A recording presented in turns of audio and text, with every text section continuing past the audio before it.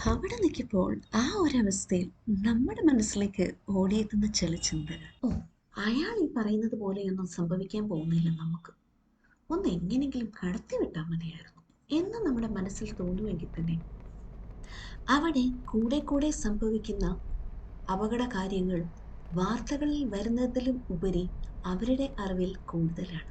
നമ്മുടെ യാത്രയിൽ അങ്ങനെ ഒരു സംഭവം ഉണ്ടായില്ല എന്ന് വെച്ച് അവരെ നിഷേധിക്കാനോ, മനസ്സിലാണെങ്കിൽ പോലും അവരെ വഴക്ക് പറയാൻ വരട്ടെ.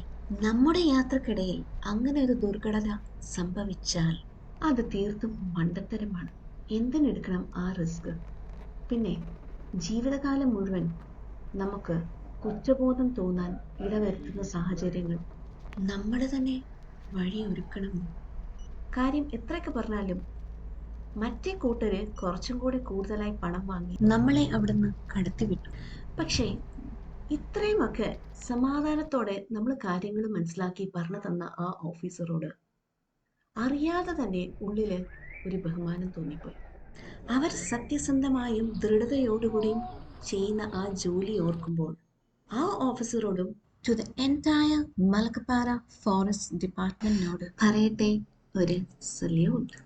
എല്ലാ ഉദ്യോഗസ്ഥരും ആത്മാർത്ഥതയോടുകൂടി അവരവരുടെ ജോലി നിർവഹിക്കുകയാണെങ്കിൽ നമ്മുടെ നാട്ടിലെ കുറേയൊക്കെ അപകടങ്ങളും ഒഴിവാക്കാം. അതോടൊപ്പം തന്നെ സന്തോഷവും സമാധാനവും ഒരു പരിധി വരെയെങ്കിലും നിലനിർത്താം എന്നുള്ള കാര്യത്തിൽ സംശയമുണ്ടോ?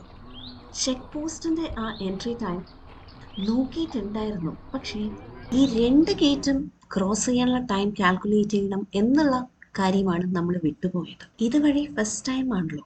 അപ്പോൾ ഷോളയാർ വഴി നിങ്ങൾ പോവുകയാണെങ്കിൽ ഈ ഒരു കാര്യം ശ്രദ്ധിക്കാം. ബാക്ക് ടു അവർ കഥ. ഈ കാട്ടാനയുടെ വരവ് കൊണ്ട് മാത്രം ആ കഥ അവിടെ തീരുന്നില്ല.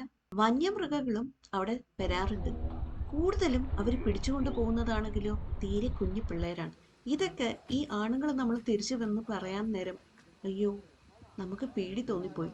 ആ ഡാം ആണെങ്കിലോ നമ്മൾ ഈ ചെറുതിനെയൊക്കെ എടുത്ത് തോളത്തിട്ട് പുറത്തിറങ്ങി നിന്നാണ് ആ ആശ്രമത്തിക്കലൊക്കെ കഴിഞ്ഞ് വണ്ടി കയറിയത്.